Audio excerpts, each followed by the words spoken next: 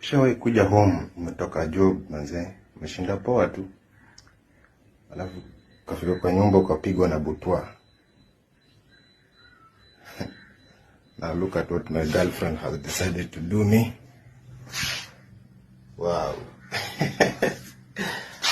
Wow. Wow.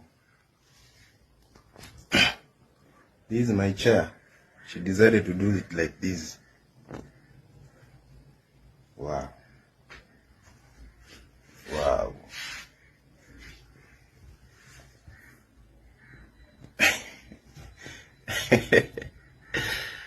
Wow. What? Kyo. Wow. This is my fan. The rain remains.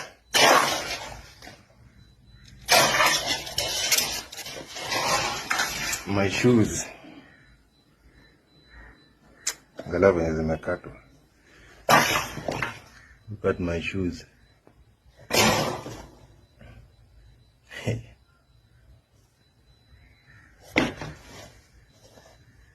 Oh my goodness. So what? My trouser. She decided to tow it like this. What? Look at the bed. This is wet. She even poured inside water. Oh my goodness. Oh my goodness.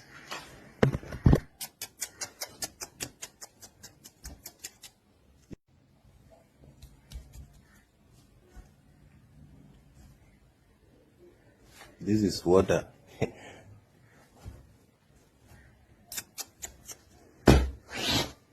Hey! Daughters of Jezebel. This is my chair.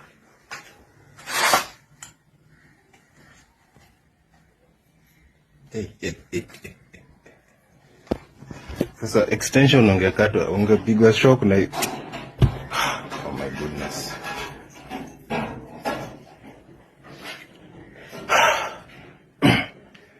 Hii sasa mtu anaanzia wapi? Mtu anaanzia wapi sasa? Where did somebody start from?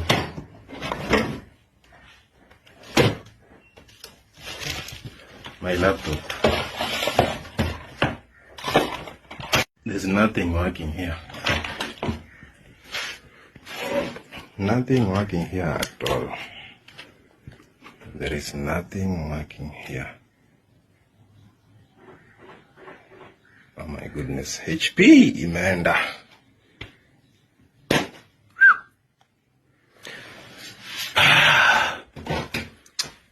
Nasema tu ni asante. Kilo umedu, watu hukutana. You even decided to go with my bag.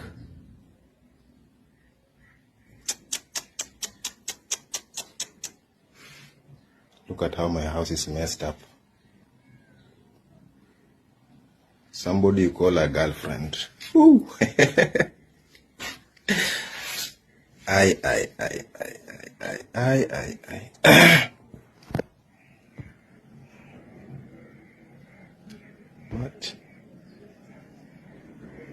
What are these? Hii ni nini?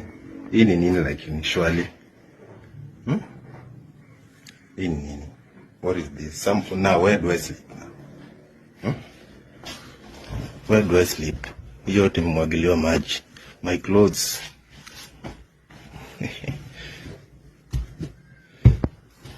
Hey.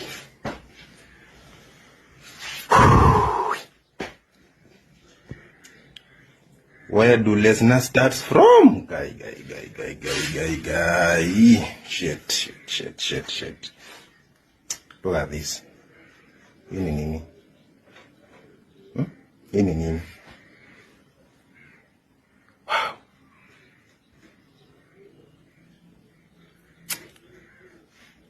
Oh my goodness.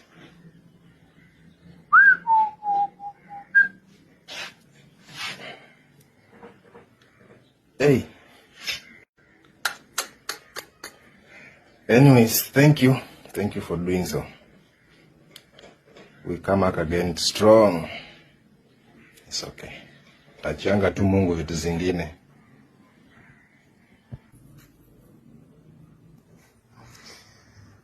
Hey. Hadi basi umekata. No ironing of clothes. 43 inch imeng'olewa. Sasa okay.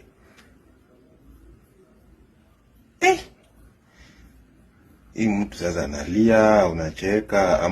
Hebu mnisaidieni tafadhali. Mnisaidieni tafadhali because now this one I don't know. Mnyama alikuanga hapa. Ameenda. 43 inch TCL. TCL imeenda. Mebeba na box, marisiti zote zilikuwa ndani. Zote.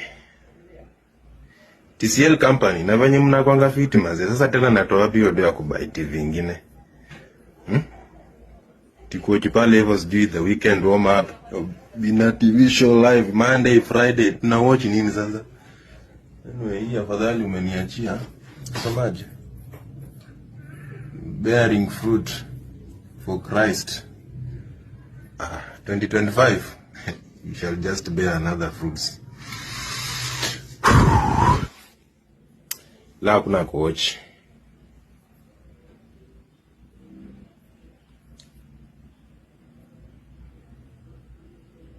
La kuna coach.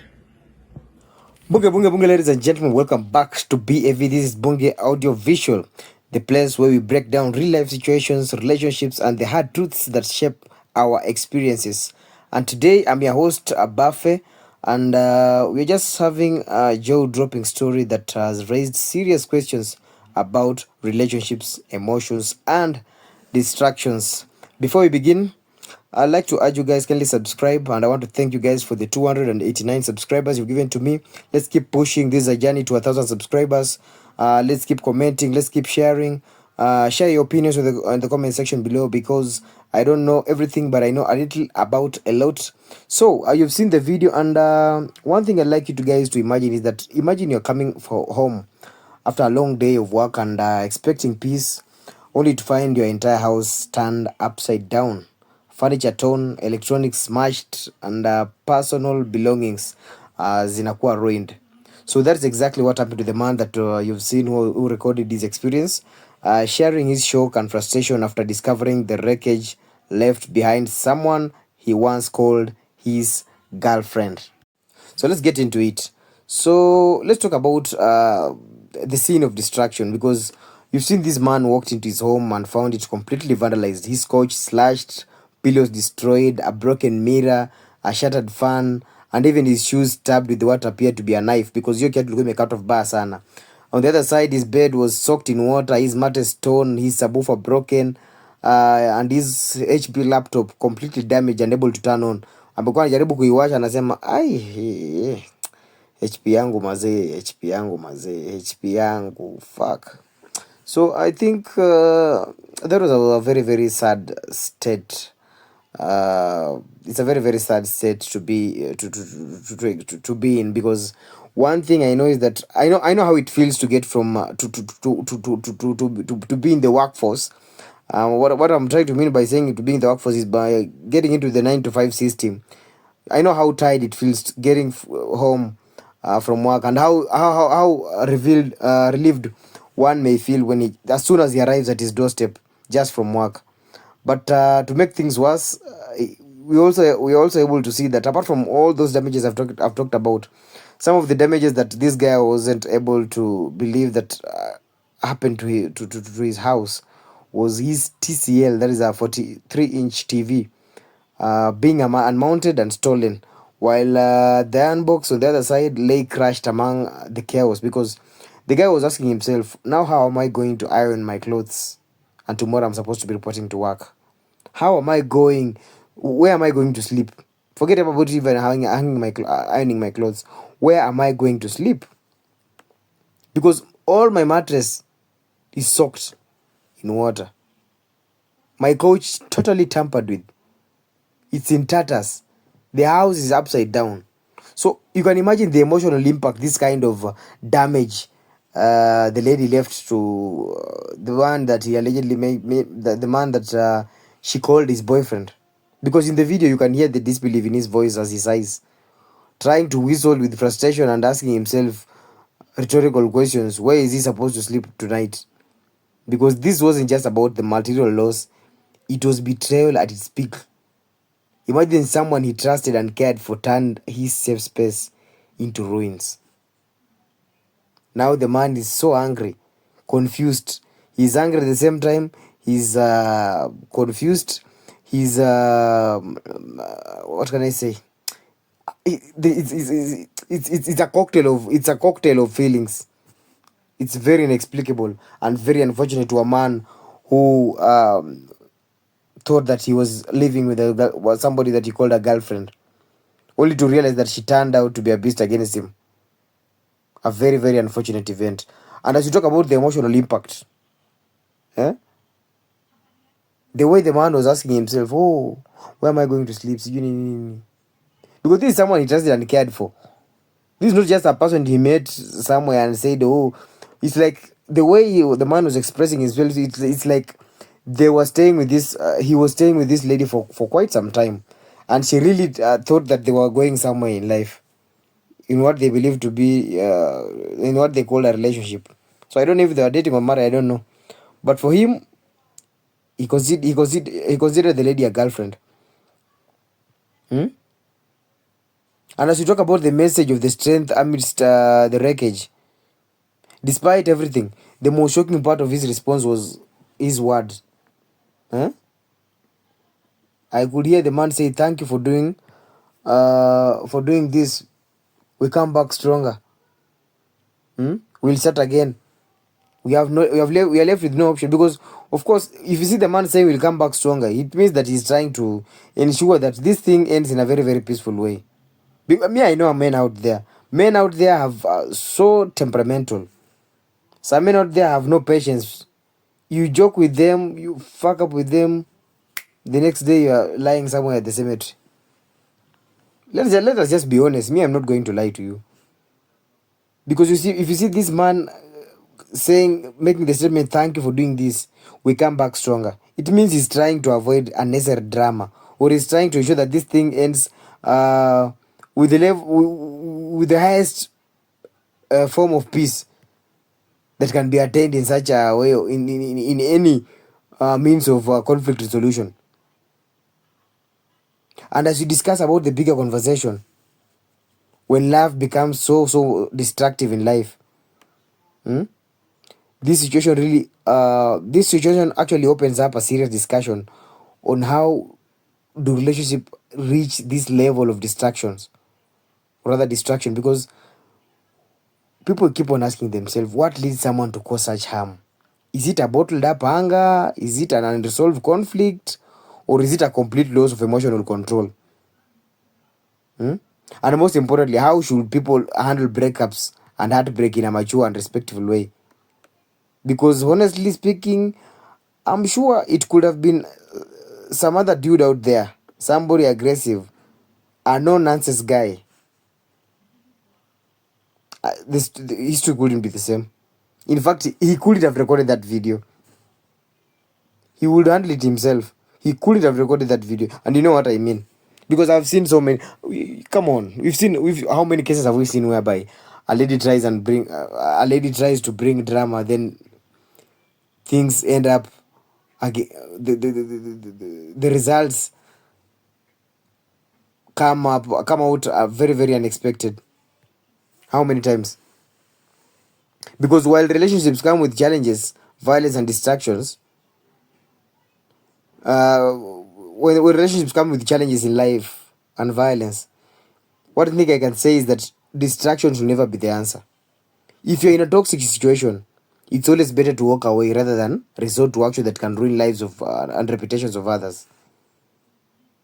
because honestly I don't have much to say, but what I can say is that the man that you've seen in the video has gone through a lot, and I hope that he heals as soon as possible, because me, I know how men my I know that man might plot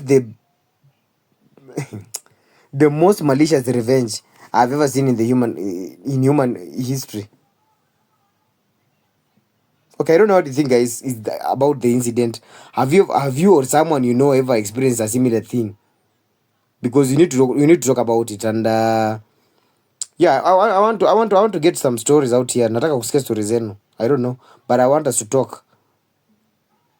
Kindly let's drop a comment. Let's share this episode and let's unpack this tough reality together. Because if we don't talk about these issues right now, I'm pretty sure we're going to get same results, and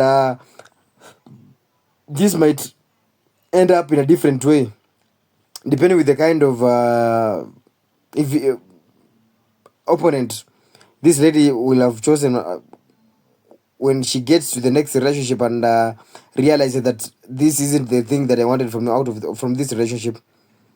Yeah, so I think okay, get to the comment section. Until next time, this is Buffet, and one thing I'd like to advise you guys is that you need to stay wise, you need to stay aware, and you need to handle love with care, because love is like a cigarette. It's sweet, but if you don't consume it, or rather use it well, it will end up killing you. Yeah, let's keep it real. This Bunge Audio Visual. Thank you for the subscribers. Kindly stay tuned for more updates.